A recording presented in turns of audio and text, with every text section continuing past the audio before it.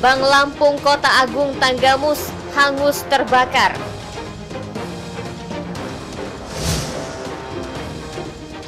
Wali Kota Bandar Lampung Herman Hasanusi meresmikan proyek SPAM.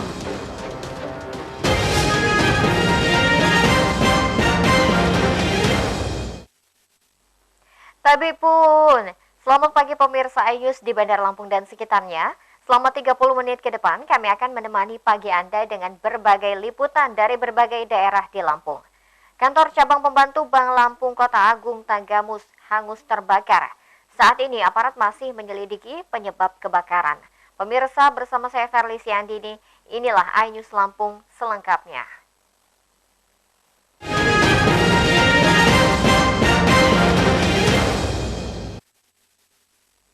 Hingga kini aparat masih menyelidiki kebakaran di kantor cabang pembantu Bank Lampung Kota Agung Tanggamus. Api juga menghanguskan 3 ruko yang terletak di dekat Bank Lampung.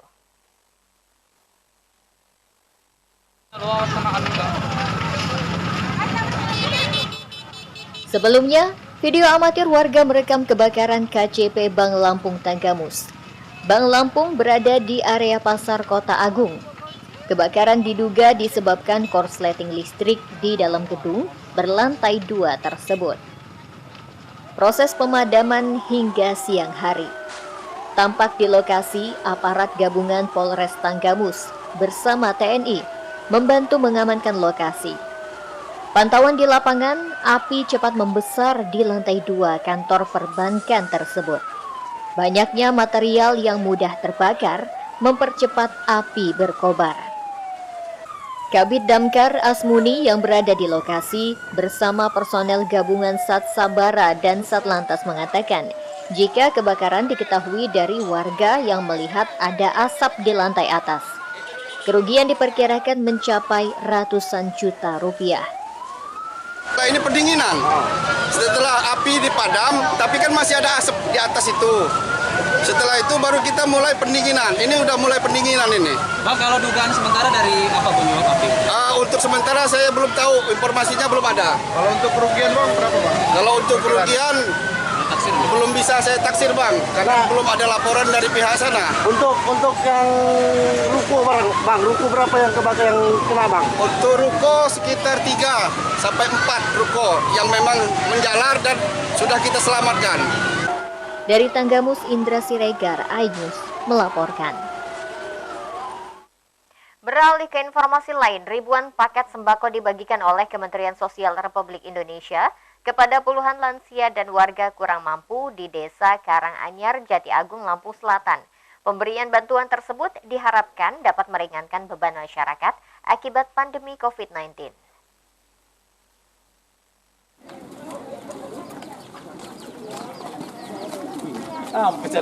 Pemerintah menyalurkan bantuan 2.000 paket sembako kepada warga Jati Agung, Lampung Selatan. Penyaluran bantuan paket sembako dilakukan dengan protokol kesehatan. Penasehat Dharma Wanita Persatuan Kementerian Sosial Republik Indonesia, Grace Batubara, mendatangi langsung ke rumah warga. Pemukiman kurang mampu di Lampung Selatan menjadi sasaran Kementerian Sosial untuk mendistribusikan langsung kepada warga kurang mampu yang terdampak akibat pandemi COVID-19. Warga berterima kasih dan sangat terbantu dengan pemberian bantuan tersebut. Bantuan sangat membantu dalam memenuhi kebutuhan sehari-hari. Ya, terima kasih. Terima kasih ya. Banyak. Dapat berapa? Hah? Dapat berapa bantuannya? Ini Apa aja itu? bulan lihat. Senang bu dapat bu? Senang. Senang banget. Sebelumnya udah dapat bantuan belum, Bu? Ya, Udah pernah dapat bantuan belum? sembako. Nah, udah pernah dapat bantuan? Dulu duit. Dulu. Oh, ya sini juga. Udah pernah. Alhamdulillah. Gini kan lagi susah-susahnya kan. Lagi dapat. Dapat apa aja ini? Katanya sih ya minyak, beras, sama mie, minyak, beras, mie, sama sarden. Bisa untuk berapa hari ini Bu? Ke depan? Ya nggak tahu lihat berasnya kan, ini kan nggak tahu yang berapa ya. Syukur aja loh Mas. Dari Lampung Selatan, Heri Fulistiawan, iNews melaporkan. Penasehat Dharma Wanita Persatuan atau DWP Kementerian Sosial Grace Batubara berharap bantuan saat pandemi COVID-19 dapat membantu warga. Pandemi COVID-19 sangat berdampak pada perekonomian masyarakat.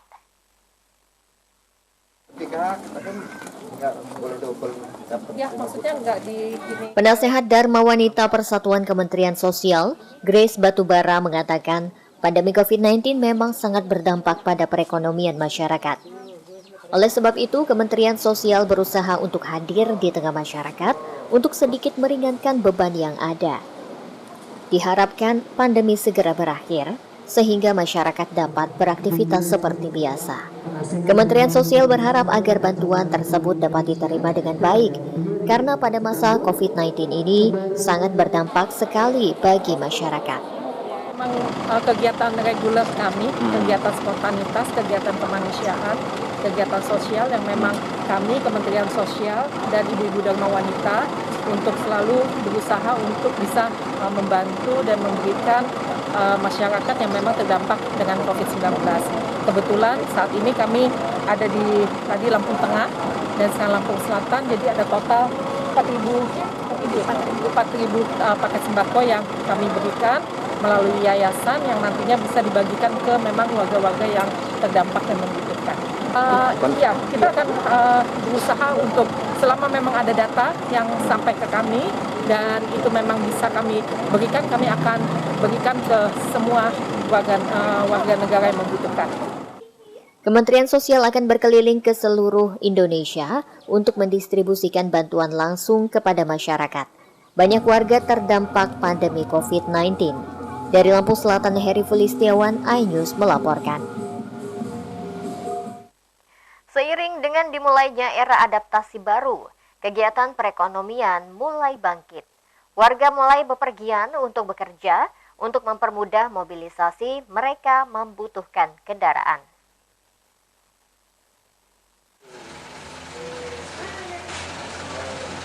Asrul Rizky sedang mencari informasi kredit sepeda motor. Warga Tanggamus ini berencana untuk mengkredit kendaraan roda 2 untuk membantu usahanya. Sebagai penjual makanan, Asrul harus berkeliling warung dan toko untuk memasarkan produknya. Tengah usaha pandemi gini Pak ya, saya juga butuh kendaraan, duitnya juga belum kumpul semua, jadi saya mau ngambil kredit dulu untuk usaha dulu. Jadi setelah aku kumpul nanti usahanya lancar, baru saya lunasin. Pandemi COVID-19 memukul bisnis otomotif. Penjualan sepeda motor anjlok. Bahkan Asosiasi Sepeda Motor Indonesia (AISI) memproyeksikan penjualan kendaraan bermotor roda 2 tahun ini turun 45%. Untuk meningkatkan penjualan, dealer bekerja sama dengan pihak ketiga untuk pembiayaan. Dan kita juga sampai dengan saat ini masih di backup atau kerjasama sama pihak pembiayaan. Itu ada beberapa leasing company yang backup kita sampai dengan sebelum dan sesudah COVID ini, Pak. Untuk tahun-tahun berikutnya ya kita masih evaluasi, mudah-mudahan ya kita tetap berjalan dengan baik. Warga yang membutuhkan dana dapat memanfaatkan fasilitas pinjaman dari Pegadaian. Ada 2 layanan Pegadaian yang dapat digunakan untuk pembiayaan kredit sepeda motor. Kalau untuk Gadai KCA, itu kendaraan dan surat-suratnya itu dititipkan di Pegadaian. Nah, jadi dengan menggadaikan kendaraan, dengan BPKB dan STNK-nya, nasabah bisa mendapatkan pinjaman sesuai dengan besaran kendaraannya, nilai kendaraannya. Pegadaian berkomitmen membantu warga untuk meningkatkan perekonomian dengan menyediakan kredit yang cepat dan bunga bersaing. Dari Tanggamus, Indra Siregar, iNews melaporkan. Pemirsa, setelah jeda pariwara berikut kami kembali dengan informasi. Wali Kota Bandar Lampung Herman Hasanusi meresmikan proyek SPAM. Sesaat lagi tetaplah bersama kami.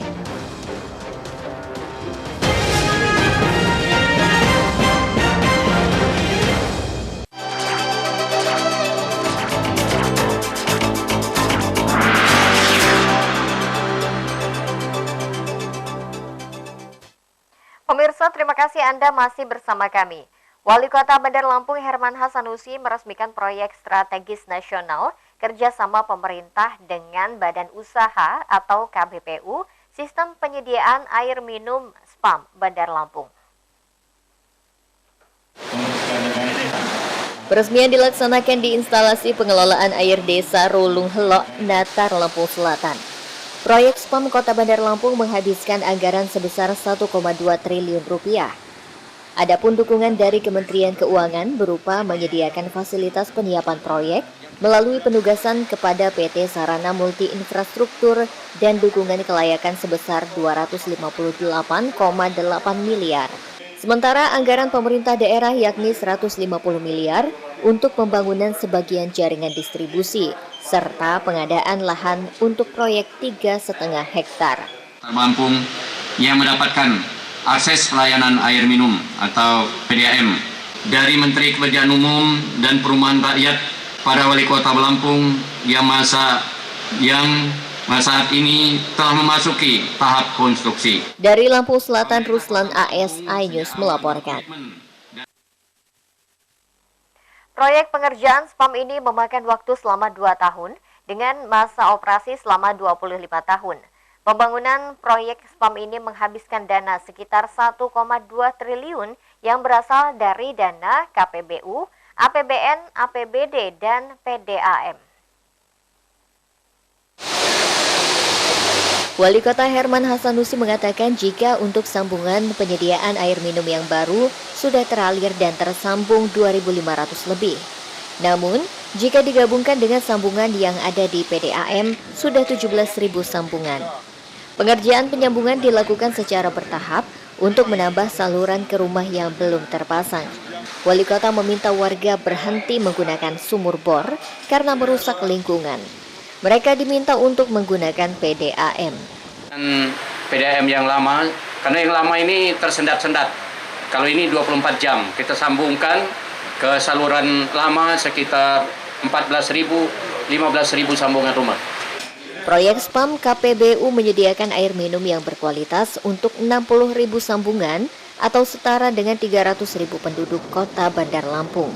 Dari Lampung Selatan, Ruslan AS, iNews melaporkan.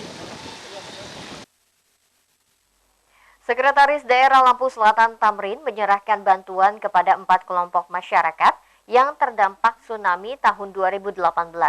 Bantuan ini merupakan kepedulian Badan Nasional Penanggulangan Bencana Alam. Penyerahan bantuan kepada 4 kelompok masyarakat Lampung Selatan berlangsung di Aula Krakatau Pemkab setempat. Sekretaris Daerah Tamrin mengapresiasi Deputi Penanggulangan Rehabilitasi Bencana Alam Korban Tsunami tahun 2018.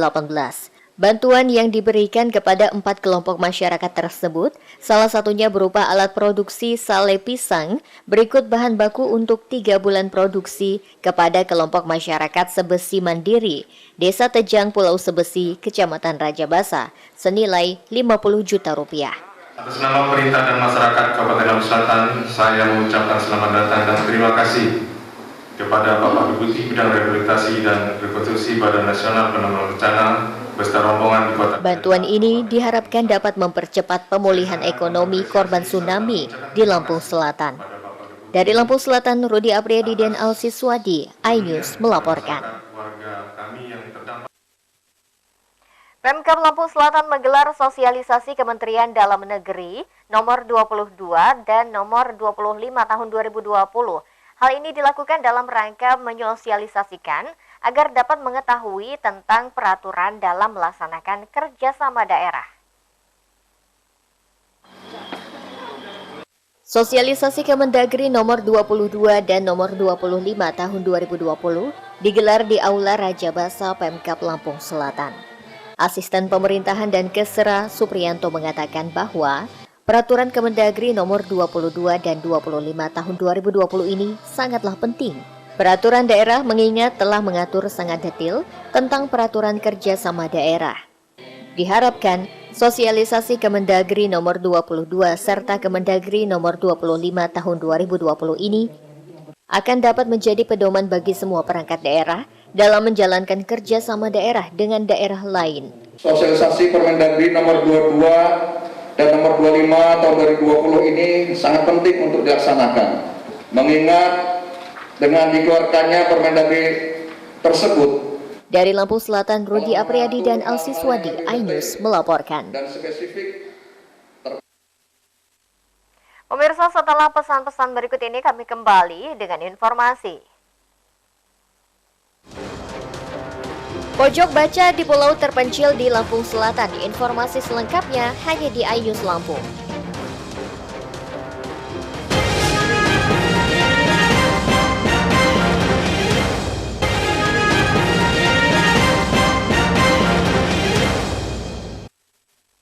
Anda masih menyaksikan iNews Lampung. Pemirsa, keterbatasan akses untuk mendapatkan ilmu terkadang membuat pendidikan di negeri ini tidak merata. Seperti yang dialami anak-anak di Pulau Harimau Bala, Kecamatan Ketapang, Lampung Selatan. Untuk membantu generasi penerus bangsa tersebut, polisi air Polres setempat dan beberapa relawan gerakan literasi membuat pojok baca. Laporan tersebut mengakhiri iNews Lampung hari ini. Jangan lupa untuk mematuhi protokol kesehatan dengan memakai masker, menjaga jarak aman dan mencuci tangan dengan air dan sabun. Mewakili tim yang bertugas hari ini, saya Verly Siandini undur diri. Terima kasih dan sampai jumpa.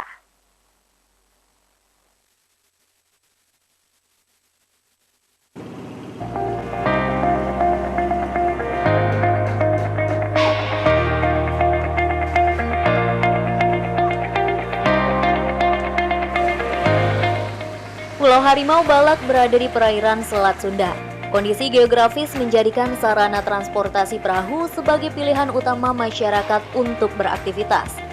Jarak menuju pulau yang cukup jauh harus ditempuh, belum lagi kondisi ombak yang kerap tidak bersahabat.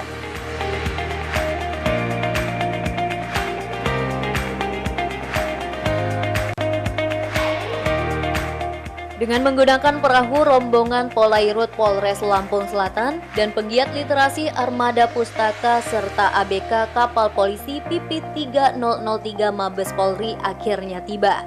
Setelah menyandarkan perahu, rombongan langsung menuju TPA di Pulau Harimau, Desa Sumur, Kecamatan Ketapang.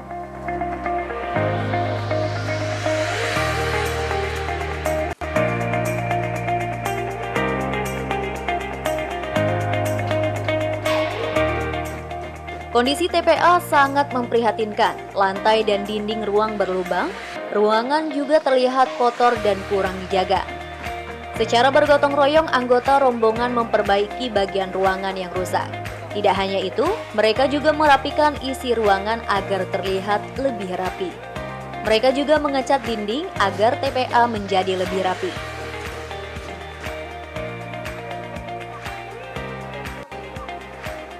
Setelah diperbaiki, salah satu bagian di ruang dinama Pojok Baca Pulau Harimau. Meski belum selesai menyusun buku, anak-anak yang baru pulang sekolah langsung menyerbu buku. Mereka sangat antusias untuk membaca.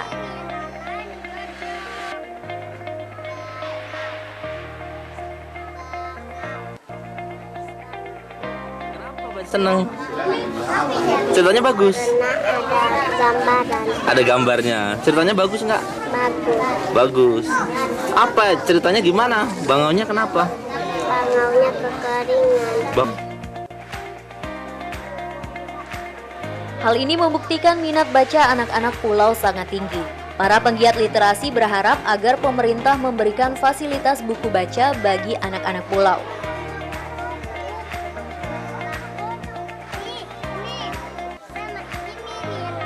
Jadi sehingga harapan kita ke depan bahwa anak-anak itu akan menjadi lebih baik itu mungkin gitu. Bahwa ada pernyataan sebelumnya bahwa semangat membaca anak-anak Indonesia itu rendah. Ternyata kita lihat sendiri ketika sarana itu ada, mereka sangat bersemangat dalam membaca. Polairut Polres Lampung Selatan berjanji akan terus memantau kondisi pojok baca Pulau Harimau ini. Petugas akan secara rutin mendatangi pulau untuk menambah koleksi buku.